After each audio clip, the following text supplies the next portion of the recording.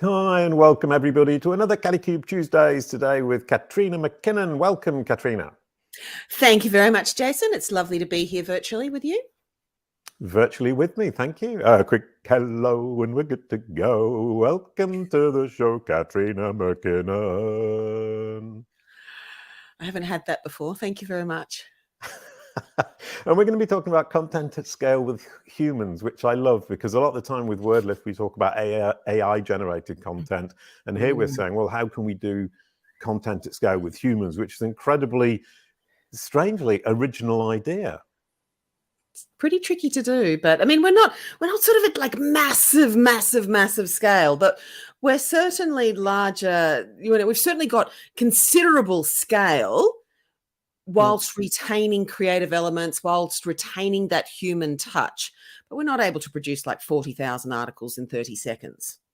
No, but you can create 4 million words in 2 years, is what you told me. Yeah, we have. I think we've probably written about, I'm going to say between, I should actually count, but about 4,000 articles, 4,000 to 5,000 articles over the last couple of years. And we're scaling up, in of ourselves, we started with 6 writers and now we're at a team of about 50.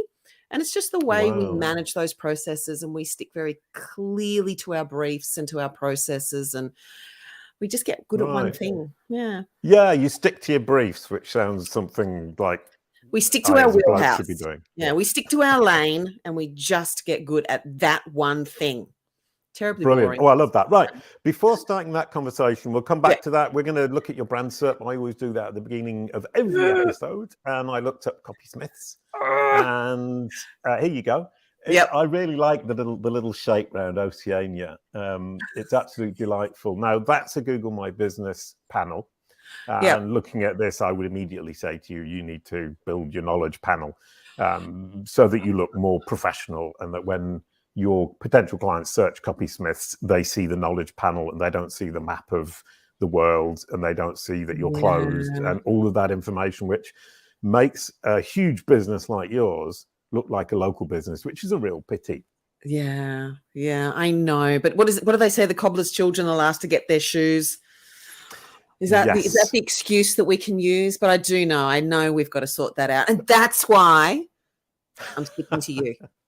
Brilliant. Well, in fact, no, we're talking to you about copywriting, but we've already had a chat about this. So I was teasing Katrina a little bit there because we've had this discussion before.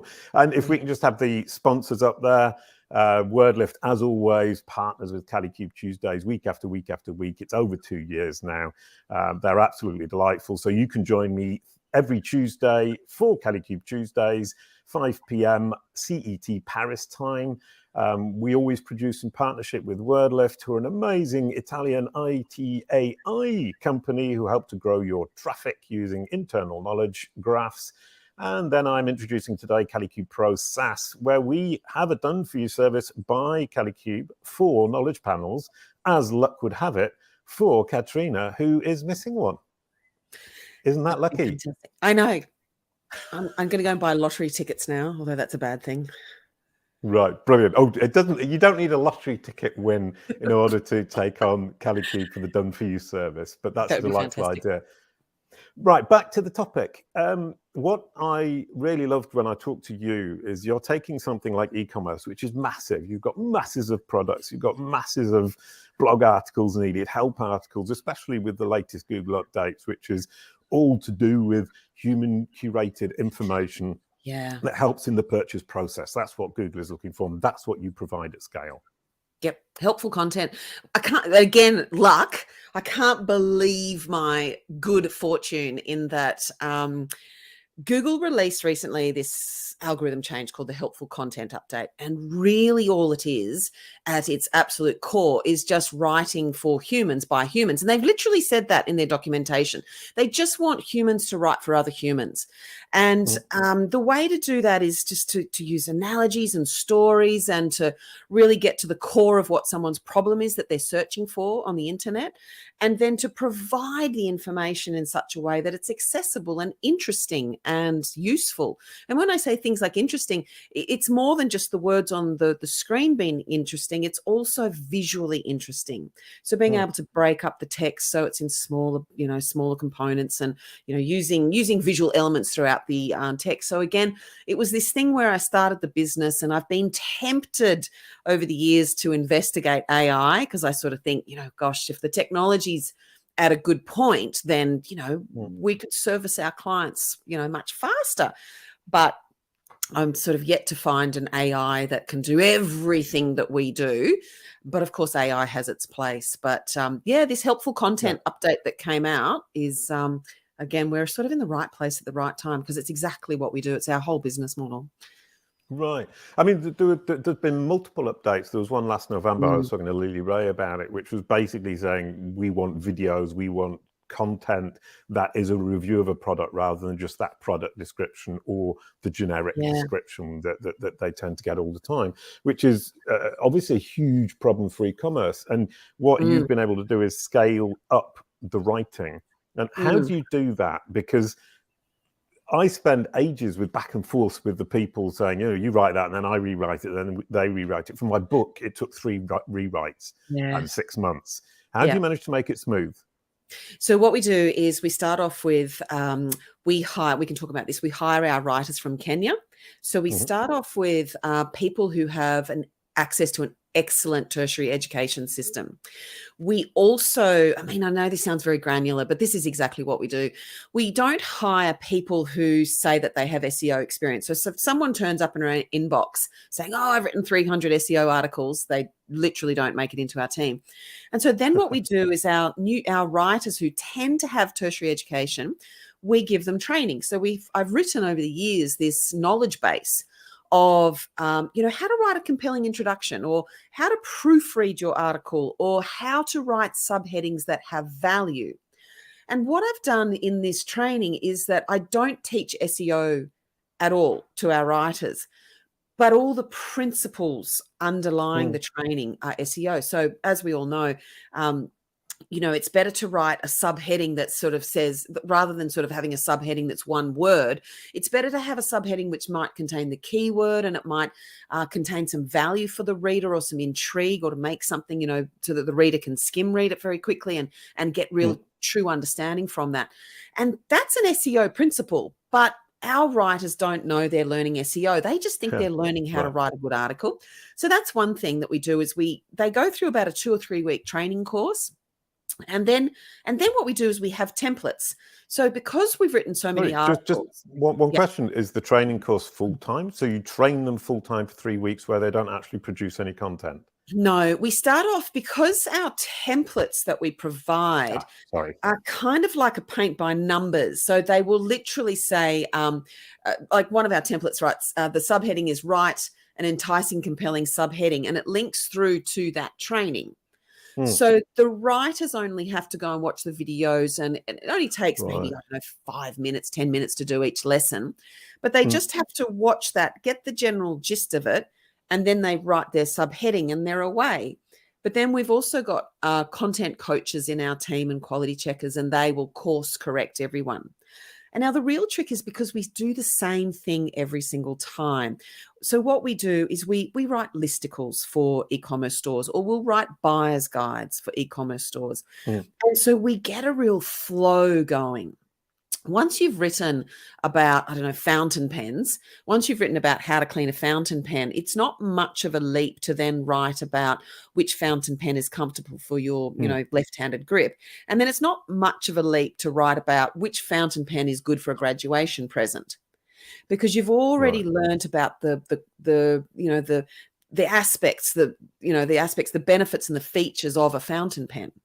So within your process, do you actually have people who you start them off with a simple article about a simple aspect of one product, and then as they learn that product, they tend to stick to that product and they become an expert in that product?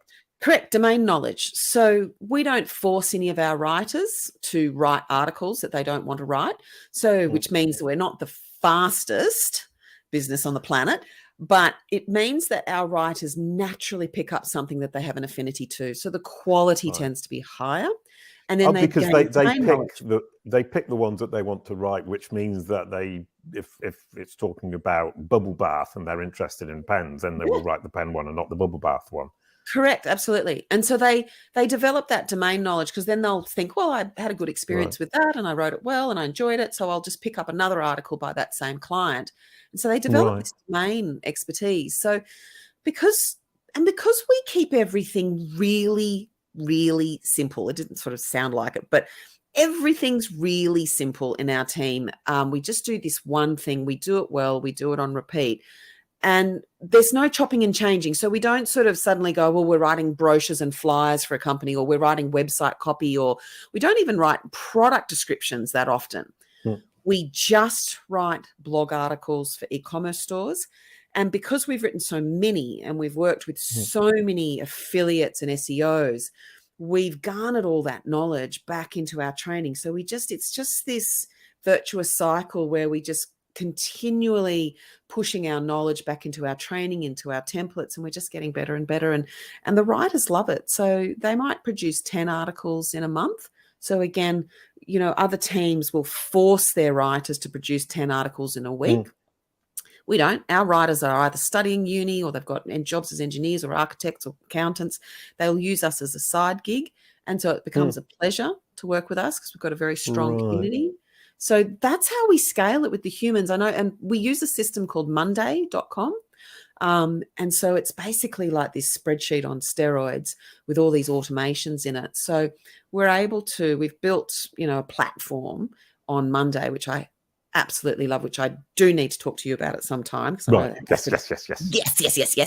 How it could help your stuff. But so we've kept everything very deliberately simple. And joking at the front of this podcast episode was, we stick to our lane.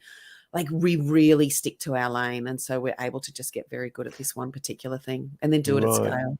And that is one thing that we all find difficult, is saying this is what I do, and not being tempted to take all the clients we can from all the different places. I do it all the time, and it confuses everybody. But what I'm hearing here is you have basically the Ford production line of copywriting articles. Yeah, absolutely. I for years was, it could be accused of, the shiny, glittery thing. Oh gosh, look at that. That's a great idea. I should do that, or I should do this. And you know what it's like. You just sort of think, oh, there's an opportunity. I'll do that. And so for years, I ran a web agency, and did, online marketing and all this kind of stuff. We did everything.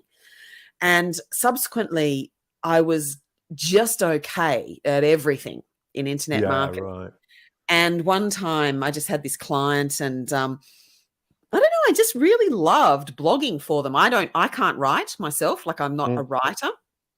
I sort of think of myself as a blog critic, as a food critic. I just I love content. I love all the different flavors and tastes and all the different types of content. And so I consume a lot of it, and I know what I like, and I think a lot about what I like, just like a food critic thinks about it. But I'm not, and I'm okay, but I'm not as good as our writing team. But it was this thing of I sort of developed this interest in it, and we there's always these serendipitous things that pop out of nowhere. But we took this client, they had 800 unique visitors a month, and within 14 months, because I had no idea what I was doing, they ended up with 200,000 unique visitors a month. Wow. Okay. Yeah. And purely by writing copy. We wrote. And you were specialized only in fountain pens. Yeah, exactly. No, not fountain pens. But we write, this particular client had an app. They had a what we'd call a mileage tracker app, or a logbook app. And anyway, they've just come back to us after a year's break. They've just come back to us because their stuff's been dipping off now that we haven't written for them for a year. But it was this wonderful time where I was running an agency, and I had literally no idea what I was doing with content. And I just thought, you know what, I'll just try everything. I'll just do everything that comes to mind. And I didn't necessarily follow the rules. I just sort of thought, I'll just make it up as I go along. And subsequently I learned so much, but I got this confidence that, I just loved this type of work, got so much satisfaction from producing it. Right. Yeah. I mean, you use Monday.com. Yeah. We use ClickUp. There you go, Yes. Monday.com on screen. We used ClickUp, and ClickUp did this really silly thing to get themselves, I don't know why they did it, but they wrote songs and published them on Spotify. One of them was called ClickUp, another was called ClickUp, how to manage a team or something. And they were trying to get the knowledge panel on the right-hand side, and they totally messed it up, because then ClickUp became a music group. And all of these songs, and they were awful songs. And it was this kind of brilliant idea that turned out to be really bad. How would they fix it though? How would they fix it? Yeah, you would have to remove the albums and actually build a proper knowledge panel for your company. The proper But it would take way, a while, wouldn't it? But wouldn't it take a while for Google to come back around and figure that out? Yeah, well, with the music group, the fact that it's a company and a music group could potentially live side by side. So you wouldn't necessarily need to remove the music group and the albums. But certainly once you've created this understanding in Google's mind that ClickUp is a music group, it's going to be more difficult to then explain to it it's also a company, especially when the company is actually also the producer of the group and the name of the song, in which case you end up with the situation we had with Buwa and Kuala, which is multiple entities. Yes, with exactly the same name, and that ambiguity is phenomenally difficult to wade through. Yeah, that was their marketing officers probably just going, "Oh, seemed like a great idea." I like the idea. I'm just glad I'm not them. Yeah, exactly. Oh, yeah, you do see these things. So you got to experiment with these things, and sometimes you make huge stuff ups and you learn from it. Yep.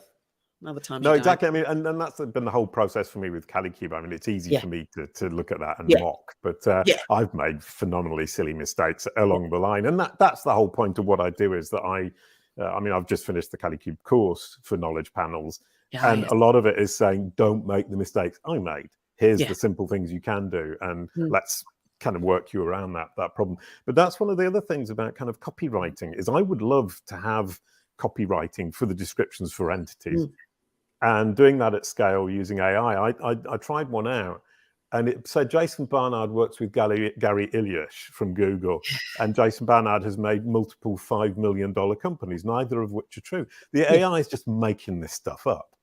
Yeah, a lot of it is. I have seen AI, like I've seen Jarvis used quite well, but it's the mistake that people make with AI, I think, is that they think that it's like a magic housemaid that just comes and does all your housework and puts all your socks in the drawer and your undies in the right spot and like, hey, presto, it's done. It's like a little magic genie. It doesn't work that way. It's just a tool. It's a bit like it's a vacuum cleaner. It's better than a broom in the house, but you still have to know how to move it around and move it back and forth. So I literally watched one of my dear friends, is an exceptionally clever blogger. Yeah, there we go. Is an exceptionally clever blogger. And he showed me a screen where one of his team was using Jarvis. And it was this trigger Jarvis with a few keywords, write that sentence, delete half the sentence, trigger with a few more keywords, writes 3 sentences, delete the middle sentence, writes another. It was this very slow iterative process. And what they were using it for was to, instead of just doing the human research of the internet and going out into Google and finding all the facts and then, shuffling them around in your brain and putting them on the page, they were just using the AI tool to pull in the information, to reject it, and to pull in a bit more information and to lead the ideas on. It was this person, this writer was leading the AI through an article. So the writer was already a very accomplished writer who understood structure, who understood intent, who understood how to write with depth, who understood helpful concepts from Google, but he led the AI. And so for me, that was a massive game changer. I went, that is how you use the AI tools. That's really, really, really interesting. I mean, one of the problems, I'm going to try that now. I'm going to go away and try it this afternoon. But the other thing I realize is that if I'm thinking or my thoughts are something original, the AI has no hope because it can make things up, but it makes up rubbish. So kind of I've been trying to write about knowledge algorithms because nobody else has written about it. The machine simply can't find the information, so it actually doesn't help me. No, because it could write about fountain pens because there's already a huge body of knowledge. So if you think the AI, Yes, Sorry, thank you, we've got a fountain pen on screen It's for such a people who've theme, only got isn't it? I audio. do talk about this. But so there's this huge body of knowledge around fountain pens. And so the AI has these training data sets, has these data sets that it can access. And all these AI companies are limited by the money they can spend on their data sets. So, whoever's got the most data wins, but not necessarily because it's how the AI interprets it or whatever it might be. It's all how well resourced those companies are. So, of course, they can't write. Those AIs can't write on, maybe they can't write on a commercial entity such as a company because that company hasn't seeded all that information out into the internet. Right. And you must understand these data sets can only they can only really crawl a few million pages a day or a second or whatever it might be. Your data set about these companies, for example, so let's say it's about CopySmiths. There's not enough information about CopySmiths out there, and because we're a new business, we're so far down in the priority order of the data sets that information wouldn't exist. So how would the AI, and I am completely making all this up in my head as I'm talking, but it seems logical to me just based on what I've learned about all this sort of crawling. But so those data sets wouldn't contain enough information about CopySmiths, for example. So it wouldn't be able to produce valuable. So it would make up lies and tall tales. No, absolutely, 100%. You've got it spot on there. You've just made it all up, but it's absolutely right on the nail. And from that perspective, kind of what you're looking at from the human perspective, and we're talking to Wordlift about this, is potentially creating a mass of quality content, feeding it to an AI engine at Wordlift, and then being able to generate decent content that can then be corrected by humans through a process that Andrea Volpini calls machines dancing with humans. Yeah, absolutely. That's the way. I think that there's nothing wrong with the humans starting it off, triggering off the systems and putting some of the information in. That's like all the data sets that these machines, Wordlifted knows so much more about this than me, but, those, I should stop speaking now. Well, in fact, what they're talking about is that you create your own data set of your own content, and they train the machine using that content to recreate that content. And the idea isn't that it replaces the human, is that it fills the blank sheet of paper so the human can then go in and say, oh, that's rubbish, delete, change, update, improve, and so on and so forth, which is for me incredibly sensible. Well, the other thing, just one thing that you've sort of made me remember is I've got this other friend, Alan, who he runs an automotive accessories e-commerce store, but he has 250,000 SKUs. So he's got, and each SKU might have 10 variations. So 250,000 products with 10 variations. And he wanted to rewrite all his product descriptions. And, we were sort of talking a lot about content at the time. And the system that he worked out was he would literally take the keyword, and he did this with virtual assistants. He did this with copywriters. He would take the keyword of the product, and then he would say to the writer, write one feature statement. And they would do that. Right. And then he would say, here's another keyword, write another feature statement, write another feature statement, write another feature statement. And he knew he needed about 4 or 5 feature statements for a product description. You don't need 49, you just need 3 to 5, right?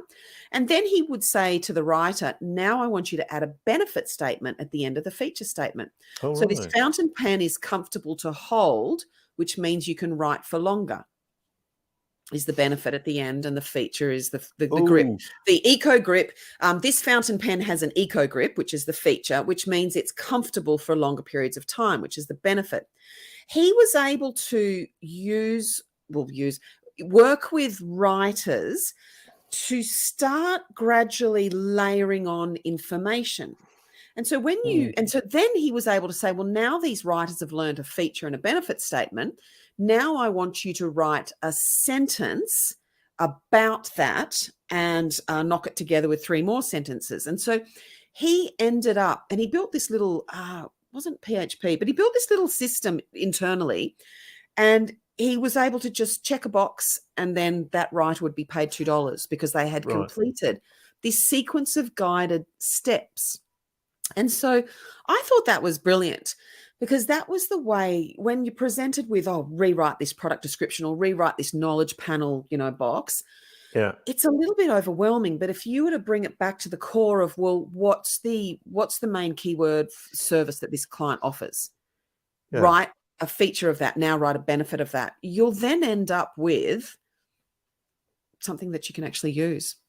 Right. Yeah, I was just thinking the machine couldn't figure out the benefit from the feature. So you need a human being with that imagination to say, I've seen this feature, here's a benefit. And what AI is going to do is just write a sentence that is full of features.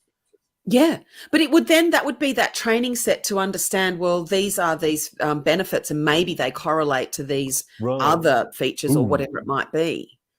Right, which is why you need the human being to write a whole host of them. And then if you're specialized, as you are, in just fountain pens, then the machine ends up learning the relevant benefits for each feature when it sees it. Oh, that's absolutely delightful. And you were saying you were working with people in Kenya, and that's particularly difficult from being in contact with them. What's the particular difficulty you were talking about? It's not so difficult. It's just that they, the Kenyan, to sort of step back a little bit, we used to work with writers in Eastern Europe, so in Serbia and Croatia, because their language skills were affordable for a small business like mine, but their language skills, the English language skills, were exceptionally good. There were a few little nuances in their language that you could always kind of pick up, like when you're reading, they would just have, I can't exactly tell you what they are, but so for example, the Filipinos, in their language, they use the word surely a lot. So there's these little nuances, there's these little dialect sort of nuances that people in different cultures use. And many years ago, we happened to hire a fellow called John as an AdWords specialist in our team when I was running my mediocre agency. And he was Kenyan. I found him in Upwork, and he was Kenyan, and I couldn't understand. He was a senior electrical engineer, and he couldn't get work in Kenya, so he had retrained. And I was like, what's going on? And this was years ago, and he told me about, he said there's a lot of tribal wars in Kenya around the election time, so the economy gets disrupted, the unemployment is very high, there's a lot of poverty, there's a massive difference between the haves and the have-nots. So someone in, the rich, the top 5% will be earning, hundreds of thousands a month, and someone who works in a shop will be earning around $300 US a month. So there's this huge disparity. So full-time shopkeeper might be $300 or $400 US a month tops.